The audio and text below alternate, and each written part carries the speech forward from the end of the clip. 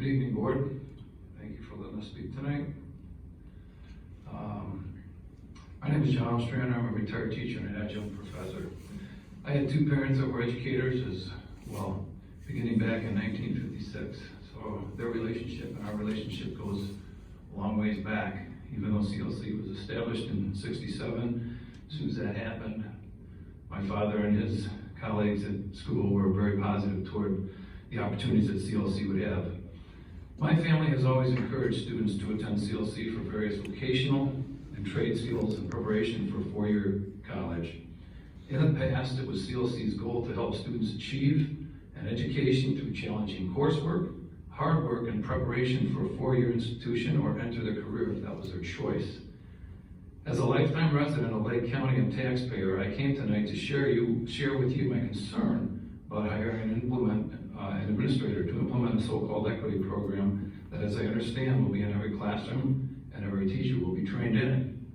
I know what it takes to train staff and how to implement programs. I did that for 35 years.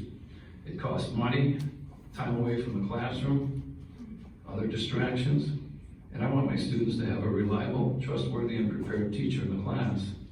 Your inclusion statement says the College of Lake County is inclusive of all members of our diverse college community. We are committed to providing an inclusive environment where students, faculty, and staff can do their best in all of their endeavors. This is reflected through our policies, practices, beliefs, and actions. That sounds very good. However, I would agree with your own equity statement. CLC recognizes that equity is not resolved by using a one-size-fits-all approach, which is what seems to be being promoted here. In education, we would use the Bloom's taxonomy to teaching, setting goals, and evaluate lessons and teachers. The lowest cognitive activity would be knowledge or remembering. This area reflects what the student has heard and can retain.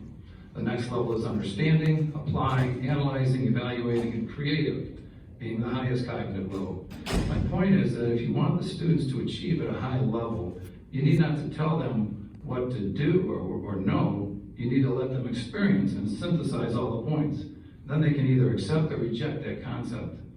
I hope, if you hope to be a leading institution, which you have been, of great students and athletes, then encourage and guide. Don't tell them what they should know. Present all the options for the students and let them make decisions for themselves. Don't just present one side of a theory.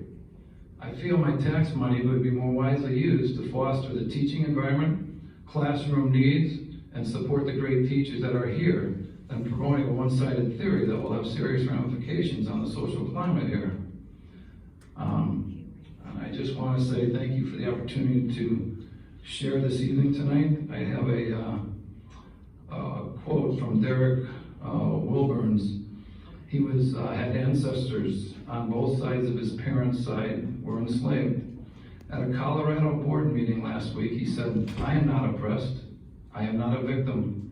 My children are not oppressed either, though they are victims of three things: their own ignorance, their own laziness, and their own poor decision-making. That is all. Racism in America would by and large be dead today if it were not for certain people and institutions keeping it on life support. Sadly, one of those institutions happens to be the American system." Thank you for coming.